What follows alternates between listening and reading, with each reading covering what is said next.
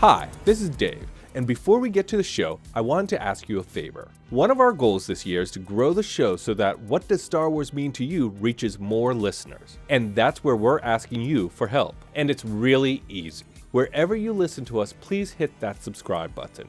If you're liking the show, give us a 5-star rating and review on the platform you listen to us. We make a lot of fun of the algorithm and the smash that button thing, but it really does help us get noticed by new fans. And if you want to join in on the conversation, find us on social at Star Wars Mean to You. That's Star Wars Mean, the number 2 in the letter U. Now, let's chat some Star Wars.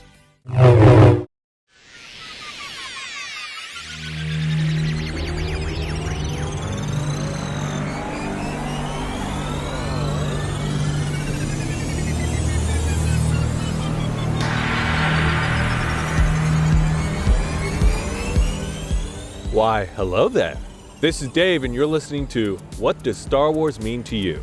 This is the show where we talk to all kinds of fans of Star Wars, from industry insiders to indie artists, from mega collectors to obsessive mythologists, to find out how Star Wars impacted their life and how they interact with the franchise to this day.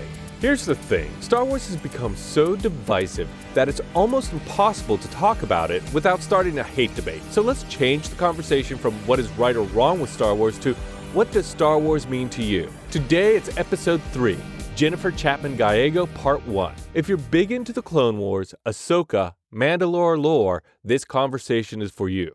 Jennifer knows so much about the Clone Wars era and has a lot of soapbox arguments and opinions, which makes finding out what Star Wars means to Jennifer a blast. But first, a couple of things. It's Thursday, March 23rd, so that means a new episode of Mandalorian and Bad Batch.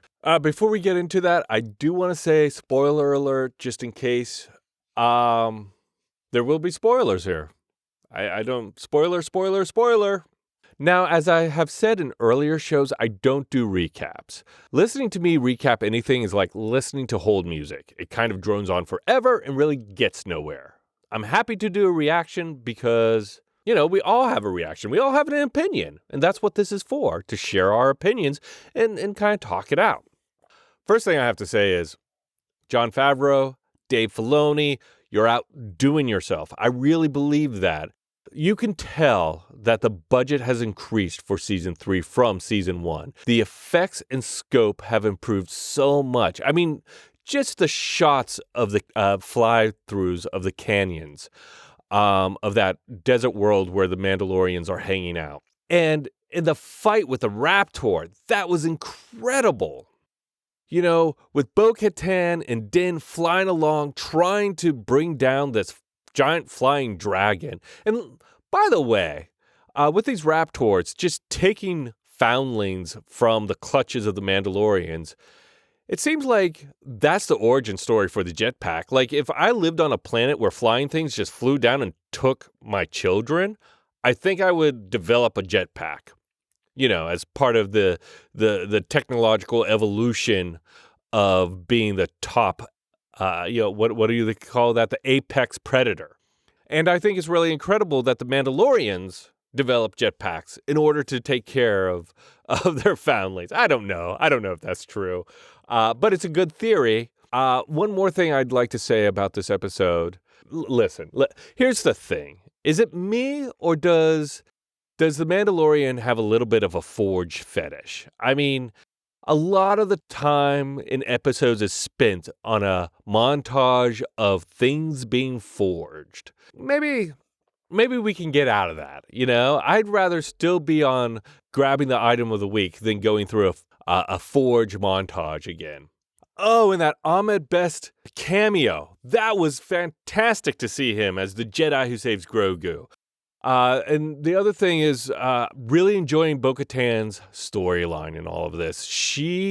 I find her story so compelling because she starts out down and out in, I want to say, chapter 18 when we see her for the first time in Season 3. She's kind of down and out. She's lost her army, and now she's finding this new way. I don't know if she's going to join this group or not. I mean, she seems to be doing it now, but I also think she's a little bit, planning for the future. It's like, okay, I've lost my army. Maybe this will take its place. I think she's going to end up leading these Mandalorians as Din goes out into the galaxy for more adventures. Now, Bad Batch. I enjoy Bad Batch. I think it's a good show. It's a fun show. I love how far the animation has come to where the space battles feel comparable to the live action space battles. I know it's not exactly the same, probably not even close, but just the look of the ships is beautiful. Now, this episode felt like a setup episode. This is going to set up the rest of the season of Bad Batch as Crosshair warns all the clones that the Empire is coming for them. And I think Crosshair is here's my call. I think Crosshair is going to die by the end of the season. He's going to sacrifice himself for his brothers. So that's my big swing this week. If you have a big swing, if you have a theory, if you want to respond to any of this, you can do so by getting in on the conversation on Twitter or Instagram at Star Wars Mean to You. That's at Star Wars Mean, the number 2 and the letter U. Talking about the socials, let's talk about some fan interaction on the socials. During my conversation with Javier Grigio Markswatch, he said that Thrawn was the Sherlock Holmes of the Star Wars universe. When I tweeted that out, Javier replied that he was smarter than Hux, dumber than Thrawn. And at David Net responded with, hashtag smarter than Hux is my new favorite hashtag. Man, at David Net, I totally agree. I think we should get that trending. What else do you think is hashtag smarter than Hux? Because it could almost be anything, you know? It could be a mega from Bad Batch. It could be a grapefruit. It could be a salacious crumb. All hashtag smarter than Hux. Of course, you know, I make fun. I really liked the Hux character in the sequel trilogy, mostly because of Domhnall Gleeson's portrayal. He's a fantastic actor, and anytime you see him in a movie or show, you know it's going to be good. But still, I think at David Net is right. There are a lot of things that are hashtag smarter than Hux. Also on the comlinks, in response to which other Star Wars villain is as clever as Admiral Thrawn, at Thunder Levin replied, well, Mara Jade was clever enough to stop being a villain at all, so she gets my vote. That's a really good call, at Thunder Levin. And it makes me think, are we going to see a Disney version of Mara Jade? I don't know. I don't know if I want to, but I kind of do. Her story arc would have to change, but it would be interesting to see her. Do you want to see her, or should she stay in the Legends universe? Let me know by getting in on the conversation on Twitter or Instagram at Star Wars Mean to You. That's at Star Wars Mean, the number 2 and the letter U. Now, we're going to have a quick break, and then we're going to get started with my conversation with Jennifer Chapman Gallego. Cinema Craptaculous is your podcast destination for all things movies, good and bad, streaming series, good and bad, and pop culture, good, bad, and the ugly. You get a totally different show every week, such as People Also Watched with Adam, Dave, and Tara. They're 3 industry insiders who always find the hilarity in the big-budget feature and the lesser-known feature you may have missed. There is, of course, the Expanded Universe. This is your place to geek out. John, Doc, and S'more are your geek experts to talk about what's going on in the world of streaming series, movies, superheroes, pretty much any showbiz geek topic, they're going to talk about it. And, of course, there's the show that started it all, Cinema Craptaculous, with Stephanie, John, and Dave. You don't even need to have seen the movies these guys talk about to have a good time. So what are you waiting for? Go and subscribe to Cinema Craptaculous wherever you listen to your favorite podcast. Today, my guest is a marketing expert with a geek side. She has worked with such brands as Disney, Marvel, and MGM, just to name a few. She has run an experiential company, which is another way to say getting brands to stand out at conventions like Comic-Con. Now she's taking all this real-world experience and diving into XR to make the metaverse a reality. But most importantly, she had a Star Wars-themed wedding. Let's give a warm, why hello there, to Jennifer Chapman Gallego. Did I get the name right? That was beautiful. And now Thank I'm you. geeking out about talking to you about this, because I will talk about Star Wars all day day. Somebody actually asked me as an icebreaker in a meeting today, what could you give a 30-minute talk on completely unprepared, unscripted? And I was like, let me choose one of my 3 Star Wars topics that I could for sure do this on. One is the history of Mandalore, for sure. Uh-huh. One is the nature of the Force and what balance really means. And the third one is Ahsoka, great Star Wars character or greatest Star Wars character? I like the fine line between great and greatest. Yeah. Really, it's not a fine line to me, but I'll humor people throughout the talk until I hit the end. There's no assumption she's not great. It's just great or the best. Yeah, I will say among the greatest character arcs, her arc is spectacular, but also, you can make an argument for Ventress. You could make an argument for Captain Rex. There are a number of characters who have had really incredible arcs throughout all of canonical Star Wars. So I'm here to have that conversation, and I could absolutely humor some different answers. Well, I can't wait to start this. Let's start with with the Force. This is a basic standard set of 5 questions I ask all my guests. And we'll start at number 1. Which Star Wars movie is your go-to favorite? Whew. Okay. So to be clear, it has to be a movie. I can't choose like a Clone Wars arc or something like that, right? Yeah, this is theatrical. This is the only theatrical question. Okay. I'm going to go with Rogue One on that one. And I love theatrical Star Wars very much, especially the original trilogy. But there is something about Rogue One that I just love and I cheer for every time. I love the characters. I love the story. It's just so super cool and it brings me happies. It is a great combination of nostalgia and newness. Yeah, it really is. And it's something that I can't quite completely quote along with the entire time. So I still have something to learn, as opposed to, yes, I think most of the others where I can say it line for line as we go. Okay, question number 2. This I need a 1d6 for. Oh, all right. 1 second. I have to find a place to roll it. I have no bonuses in charisma, so we're going to have a struggle here. Okay. This is a good one. I think this is the first time I got a 1. So that's on brand for me. Who is your favorite major character? And this is any of the canonical Star Wars. Oh, yeah, Ahsoka, hands down. Not a question. Ahsoka, yes. Yes, Ahsoka Tano of Clone Wars and Rebels and now Mandalorian fame and soon to be her own show fame. I do have an Ahsoka Tano tattoo on my person. Oh, wow. Well, first of all, Ahsoka, fantastic character. She was the Padawan to Anakin Skywalker during the Clone Wars. Yes. And now I have to ask you, what's the tattoo of and where is it? And can you show us? It is on my back. Okay. Just kind of below the little nub, on the bottom of your neck.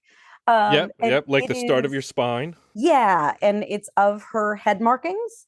And one of her original lightsabers from her young Padawan days. Yes. Yeah, and she always had 2 lightsabers, didn't she? Not always, but that became her preferred fighting style. Yeah, she had kind of the shorter sabers. Mm-hmm. And it played into her fighting style, Form 5, and kind of like that Shoto, and also her kind of more acrobatic style fighting, flipping and jumping, and it just worked well with that. She's extremely nimble. Yes. As you see in some of her more beautiful and emotional fights, as you see with Ventress, as you see with Maul at the end of season 7 of Clone Wars, and especially as you see with Vader in Rebels, which is my personal favorite lightsaber duel in all of Star Wars canon. It's a great duel and very emotionally packed for 2 characters who don't play a huge role in Rebels. Yeah, I think their I think the role that they both play in Rebels, they show up from time to time. Ahsoka for, on and off in season 2, and then again at the end, and Vader here and there, but both of their influences loom large over the entire series. Yes. Seen or unseen, as fulcrum or, as kind of this big looming danger over everything. Okay, so question number 3. What is your favorite line to quote? Ooh, that's a good one. And now I'm not going to get the quote right. Okay, so I shouldn't choose that quote if I'm not going to get it right. You're someone who has spent time in the social media space. Yeah. I think probably the one that I have used most frequently it on social media is this is how democracy dies, with thunderous applause. Yeah. But that might give away my political leanings. But actually, I think my favorite quote is not a quote at all. It's more of a meme. The meme that I use almost constantly of of Obi-Wan and Anakin, with Obi-Wan, gesturing widely, and he says, look, here is my field of fucks. Alas, it is barren. That's the one that I probably use. It's not actually a quote. I will tell you that one that I don't use a lot, but that particularly meant a ton to me in the last couple of years, not to be a Debbie Downer, but I lost both of my parents in the last couple of years. They're quite a bit older, sorry. and thank you. And you turn to things that you love in difficult times. And I thought a lot about, because people kept sending it to me because they know me so well. I thought a lot about Yoda, who, don't get me on that soapbox because dude was terrible at his job and I'm still mad at him. But him, his speech about not to mourn people becoming one with the Force, mourn them, do not miss them, do not. Yeah. And I thought about that a lot. And actually, a very dear friend of mine ran into Ashley Eckstein at a con and spoke to her and said, oh my gosh, my friend is this huge Ahsoka fan. She just, lost her father. And she said that, she recorded a little video for me. Ashley did. And she repeated that quote for me. And I was like, oh my God, I just sobbed, like huge gut punch. But it's one of those things that really transcends and can be so meaningful when you really think about it. It provides a great comfort through something you love. Yeah, it really does. Even though Yoda just sucks. So terrible at his job. Just the worst. That guy. I have also a soapbox about Yoda and Mon Mothma, who I'm so mad at feeling like empathy for in Andor, because she is not a supporter of women. I have a soapbox about this. I will not bring it out at this time. Before the interview started, you were talking about 3 things you could do a talk on. Yeah. I think we can add Yoda soapbox and Mon Mothma soapbox. Yeah. Or the art of doing your job in Star Wars. So you have 4 now. Yes. Yep. Yeah. Neither one. That's true. I could combine those two in do your job, and neither one of them know how to do that. I mean, Star Wars, do your job. Do your job. That also comes from being a football fan. That's a whole thing. Yes. That's another tangent you don't want me on. Well, on to Andor. Okay. Can you do any Star Wars impressions or impersonations? Oh, she's thinking about it. She's got a good one. I know. I occasionally do a chopper, but that's not particularly good. I gotta hear your chopper, the droid from Rebels. No. I'm trying to think if I have something. Oh yes, I do a very good one. Okay. This is one that I do regularly at home. Gonk. Again, another droid, the gonk droid. That's fantastic. I do my best. Do it one more time. Whew, I got to get into character. Okay. I know. Gonk. Do you ever just do that, like in the middle of a meeting, you kind of just space out and you just go, Gonk. gonk. I have not, but I think I should start doing that. Yeah. Because the people who get it will be like, yes, yes. There are occasions when I'll do not really impressions, but I'll like just kind of bust out a line when somebody will be talking about Star Wars or talking about a particular character. I'll say like one word from that character just to let somebody know how I feel about it. I'm like, somebody will be talking about Mace Windu, dick, and I'll just say citizen, and they'll know that I know he's a dick for saying that. But that goes back to the Ahsoka Tano love. Don't disrespect my girl. Do not disrespect her. He was so disrespectful to her. Just terrible. Don't push my girl out of the Jedi Order. Do not. This is a valuable lesson to you. No, F off, dude. You just can just F directly off in that direction for sure. Okay, and our final question for Five with the Force. Besides the movies, what is your favorite Star Wars content? This could be a TV show, comic book, novel, game, anything. Oh, I mean, my favorite is Rebels and Clone Wars for sure. But I go back and forth as to which is my favorite. It's whatever I'm watching at the time. But I think probably Rebels has the biggest place in my heart, although Clone Wars has my favorite content. When you were asking about what is my go-to when I need like a hardcore Star Wars fix, I watch the Mortis arc. I have watched it so many times. Can you describe it a little bit? Oh my goodness, my pleasure. I will walk through it script by script, line by line. Here you go. Don't tempt me. So it is when Ahsoka and Obi-Wan and Anakin, they're off, like, oh, this is so weird. Why did we end up here? And they end up on this planet with three physical beings who embody the light, the dark, and balance. The father, the daughter and son. And they across several episodes, they kind of learn about the nature of the Force, and Anakin actually learns about his future, although that gets wiped away later. And I would say hilarity ensues, but it does not. It does not hilarity. But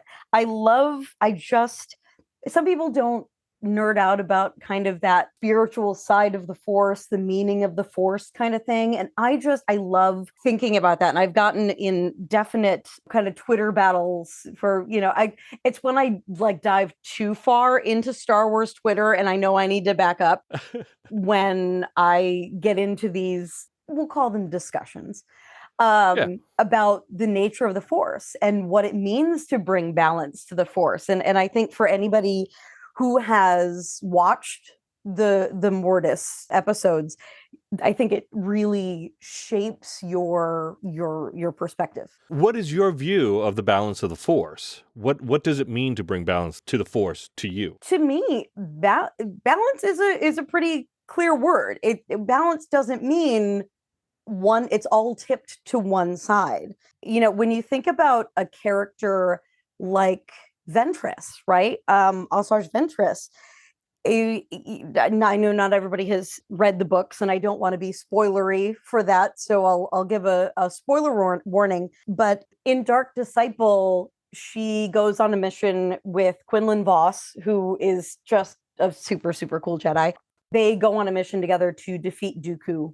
This is during the Clone Wars era. And she, for anybody who doesn't know kind of her story, she was in Jedi training, and then, she dabbled in kind of all aspects of the Force, right? She, was with the Night Sisters, and she had been in Jedi training, and she trained as a Sith. So she really understood a lot of pieces of the Force, because it's not just about, good and bad, light and dark. Yeah. It's not about the Council. It's not about... Yeah. The Council isn't everything about the Force, and the Sith isn't everything about the Force. Yeah, they're all they're all dogmatic practices, really, kind of Yeah. around the Force. And then you have creatures like the Bendu, or, different, or Maz Kanata was a Force wielder, or organizations like the Guardians of the Wills. And, there are a lot of different groups that are associated with the Force, use it, don't use it, worship it, whatever it is. But Ventress, had a lot of experience with it. And in that book, where she's on this adventure with Quinlan Voss, who is a Jedi, albeit one who maybe didn't closely adhere to all of the dogmatic practices. I'm going to wink and nudge there. She ends up in a place toward the end of that book where she is so powerful because she learns to use all of her emotions. She learns to use her passion, her anger, but also her goodness and her love and her caring. And it makes her such a powerful Force user that I think that if the Sith weren't so focused on hate, hate, hate, and the Jedi weren't so focused on no emotion, blah, blah, blah, which neither of those are realistic, if you can bring all of the things that make us human into using the Force, or not human, right? For any non-human Force wielders, I don't mean to be speciest. Don't be an Emperor Palpatine. No, I'm shout out to Gunji, one of my favorites, and Plo Koon, some of my favorite Jedi. I think that they could be stronger for it. I call it my unified theory of Monsters Inc. and the Jedi. Like they were like, oh, we have to make the children scream but it turns out making them laugh gave them even more power. It's that kind of thing. Yes. Like, it's not just the one thing, it's the broad spectrum of emotion that gives you the most power. It's almost like how some people are right brain, some people are left brain, but the ones that can utilize both kind of stand out, maybe. Yeah. I think finding balance, excuse me, if I'm a 12-year-old boy suddenly, finding balance in the Force is really about experiencing, the Force is part of everything. So it's experiencing everything and being able to manage that, being able to manage your anger or manage your passion, everything kind of in moderation, but that's how you gain balance. So Anakin just didn't have a high EQ, right? I mean, well, no, he had absolute morons around him who just tripped over Palpatine at every turn. Yes. And yes, the dark side clouds things, blah, blah, excuse. But he had people like Mace Windu going around basically like taunting him. He had Yoda just being like, hey, if you could go ahead and ignore all of your feelings about your mother being a slave, who cares? You love people, you want to have friends. No, that's dumb. Like, if the Jedi weren't so caught up in their stupid dogma, and the Jedi were not always that way. I watched Phantom Menace the other day, and Qui-Gon really stands out as someone who is a little rebellious and doesn't believe in the Jedi Order quite as much. Yeah. And some of the newer canon books, Master and Apprentice, and some of the newer stuff around Dooku as well, since Dooku was his master. Dooku kind of not wrong on some things. Like, some of these folks who were in that headset, I mean, there are reasons that Dooku left that recently came out in some of those new animated shorts that were so good. The Tales of the Jedi, yes, on Disney Plus, yes. So good. But yeah, absolutely. It's those kinds of interesting folks who questioned some of that, who I think were some of the best and most powerful Jedi, for sure. Yeah. I think that tension in Obi-Wan is what made him great, but also maybe stopped him from being as great as he could have been. Yeah, I think you're right that Obi-Wan was a hesitant Jedi. Do you think he second-guessed himself, or was it more of a cautiousness? He really had it rough. I mean, he was such a good man and a good and someone who always, he wanted to be best in class. And he came up through the Jedi Order at such a bad time.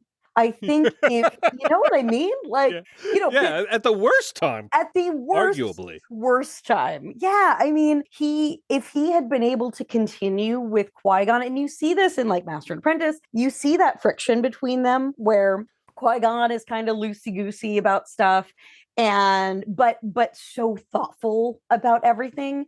And Obi-Wan is like, why is this guy not following the rules? And maybe I shouldn't, but I have to follow the rules. And Qui-Gon, he's gone. Now he's just followed by all of these rule followers. He's like, okay, I gotta go along with this. And then his apprentice is not a rule follower. Anakin's apprentice is not a rule follower. So when you get the three of them together, I mean, hilarity does ensue.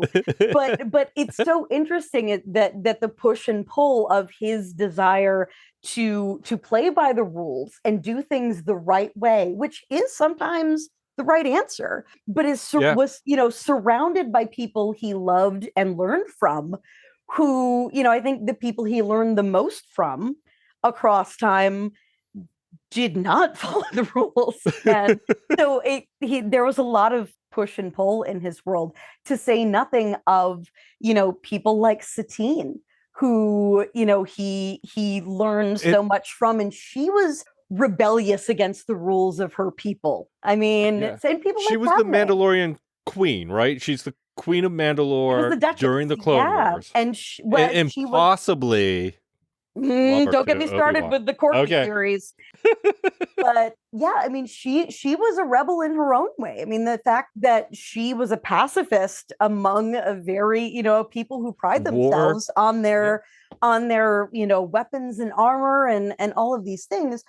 She was somebody who bucked the rules, very much so. So, he really loved to be with people who bucked the rules, despite not necessarily wanting to buck them himself. Now, going back to balance in the Force, do you think Anakin brought balance to the Force? From the moment he's inducted into the Jedi Order, all the way, all the canonical content to now. Was he the chosen one? Did he bring balance to the Force? I think he was the chosen one. I have to laugh because by the Jedi's definition of bringing balance, yes, you wiped out the other side. He brought balance. You know what I mean? Like hey, we wiped out the Sith. We brought balance to the Force. That's what he did. But the other side, is that bringing balance? I don't think so. From a certain point of view. From a certain point of view. Numerically, I guess if there's, the rule of 2 and you only have a couple of Jedi left, sure, you brought numerical balance to the Force. I don't, in my view of balance to the Force, no. But in the, kind of dogmatic view of the time, maybe. Yeah. But I think he could have. I think he had the potential to bring balance to the Force the way that we're talking about it, because he was a guy who felt so deeply on both sides of the spectrum, right? He felt anger so deeply. He felt love so deeply. And he really could have been the most powerful Jedi because of that, because of his natural talents, his training, and because he could have harnessed both the entire spectrum of the Force in that way. Was it the fear that he also felt so deeply that you think? Yeah, and they stoked that end of it. They did a better job of stoking the to speak in Kyber crystal terms, stoking the blood red side than anybody did of stoking the light side. They squashed the light side, and that allowed the red side to rise, because there was nothing to counter it on the other side. Well, it's almost like they were telling him, don't be angry, but wasn't giving him anything else in its place. That's exactly right. That's exactly right. That's not balance. No, it's not. It's only anger. It's only fear. It's only hate. He had one person who was letting him be in his feels, as the young people say. and anytime he expressed anything on the other side, it was, don't feel that, just go meditate. And Yes. even somebody like, I mean, obviously we've seen now in the Obi-Wan series, Obi-Wan dealing with the feelings of Anakin becoming Darth Vader. And part of that must be, obviously Obi-Wan knows about Padme and the children and what have you, Yeah. but knowing that Anakin knew about him and Satine, knowing that he could have opened up to Anakin more about that, knowing that Anakin also had a secret love, that they could have connected over that and maybe have made that situation better. There's so many woulda, shoulda, couldas in poor Obi-Wan's life that, there are so many chances, but of course he couldn't talk to Anakin about that because you're not supposed to have attachments, right? So yeah, exactly. all he had to do was be there for his brother. You were my brother, Anakin. That's what I do all the time. It's amazing how they pop up as you go through the day. Yes, that's true. But yeah, I mean, that's a space, right? If Obi-Wan could have come in and balanced, Palpatine over to here going, hey, buddy, you worried your girlfriend's going to die? Yeah. Like, listen, I got you. Have I ever told you the story of Darth Plagueis the Wise? And if Obi-Wan could have rolled in and been like, man, dude, I feel you. Remember that chick, Satine? Like, first of all, God rest her soul, fuck Maul. But secondly, yeah, man, like, listen, I wanted to leave the Jedi Order and be with her. I get it. Like, I loved her and I had to watch her die in my arms. I know how this feels. That could have changed things. That's balance. I like it. It's a good argument. Thank you. That's part one of my conversation with Jennifer. Do you think Yoda and Mon Mothma were just the worst at their jobs for what happened under their watch? Do you think Anakin brought balance to the Force? And do you get deep into debates on Star Wars Twitter? What's your hottest take on anything Star Wars? Let us know and get in on the conversation on Twitter or Instagram. At Star Wars Mean to You, that's at Star Wars Mean, the number 2 and the letter U. You can follow Jennifer on Twitter at A Geeky Squirrel. That's A Geeky Squirrel. And join us next week for part 2 of my conversation with Jennifer, where we talk about her first time seeing Star Wars, her husband who got her back into Star Wars, and their geek-themed wedding that included members of the 501st. And remember, the Force will be with you, always.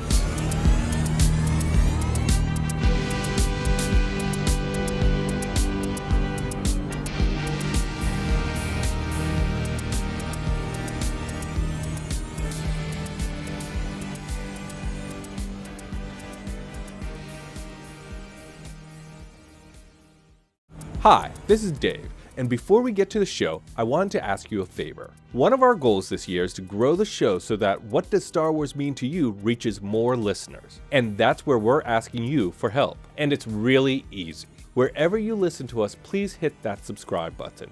If you're liking the show, give us a 5-star rating and review on the platform you listen to us. We make a lot of fun of the algorithm and the smash that button thing, but it really does help us get noticed by new fans. And if you want to join in on the conversation, find us on social at Star Wars Mean to You. That's Star Wars Mean, the number 2 and the letter U.